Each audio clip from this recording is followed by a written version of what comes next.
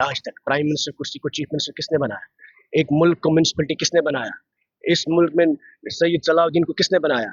जो लोग एमएलए बनना चाहते थे 1987 में, उनको गन किसने थामा? यासीन मलिक को किसने, अफजल गुरु को फांसी किसने दी और मकबूल भट्ट को किसने फांसी दी? 1 लाख लोग किसने गन उठाया? किसने कत्ल किया? किसने टास्क फोर्स बनाया? किसने इखवान बनाया? किसने एसओजी बनाया?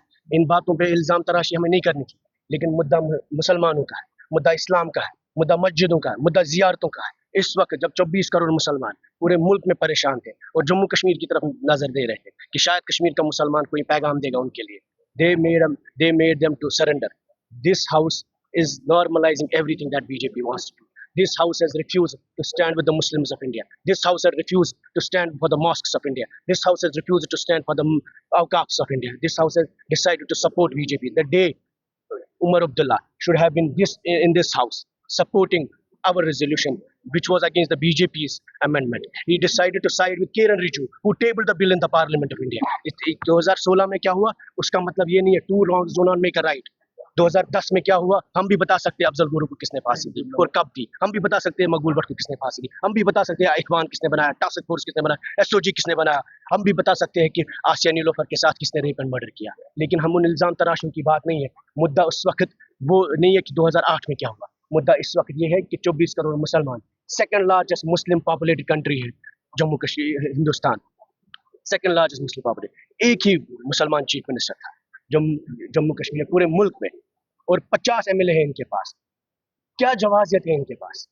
2016 की जवाजियत है, 2010 की, 2002 की, 87 की, इनके पास क्या जवाजियत है? That they refuse to pass a resolution against the BJP Waqf amendment bill. कल जब आपकी मस्जिदों पर कब्जा होगा, कल जब आपकी जियारतों पर कब्जा होगा, कल जब आपके कब्रिस्तानों पर कब्जा होगा, कल जब आपको अपने पुरखों कर जियारतों पर नहीं जाने देंगे, उस वक्त ये हमें बोलेंगे कि हमारे पास रेजोल्यूशन लाने के लिए कानून नहीं था। किस कानून की बात कर? किस कानून के हिसाब से 5 अगस्त हुआ? किस कानून के हिसाब से 370 अबॉलिश किया गया? किस कानून के हिसाब से ये असेंबली चला रही है? बीजेपी के एजेंडे को यहाँ हंगामे करने से वहाँ रेड कार्पेट दे रहे थे ये। जिस वक्त इनको मुसलमानों के साथ खड़ा होना था, they supported and hosted a red carpet for the BJP.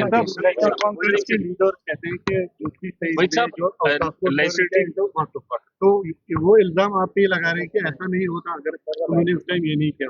इन्होंने वक्फ का लूट किया, अपने वर्कर्स को दिया, अपनी पार्टी का दफ्तर बनाया, वहाँ पे नवाज सुब की जमीन वक्फ पे है, अपने वर्कर्स को दिया है। कोई अस्पताल बना, कोई कश्मीरी मुसलमान को मिला, कोई गरीब को मिला वक्फ की प्रॉपर्टी जम्मू कश्मीर में।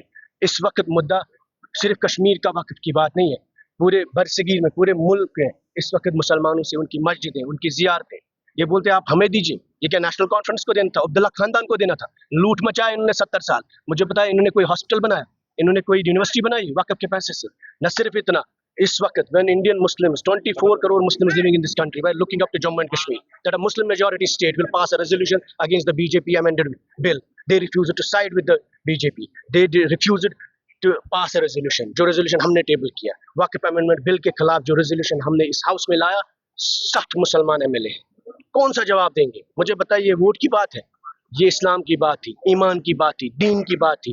ये मुद्दा मस्जिदों का है, जियारतों का है, कब्रिस्तानों का है। कल जब आपको अपनी मस्जिदों में नमाज नहीं पढ़ने देंगे तो ये बताएंगे कि हमें 2016 में क्या हुआ, 2015 में क्या हुआ।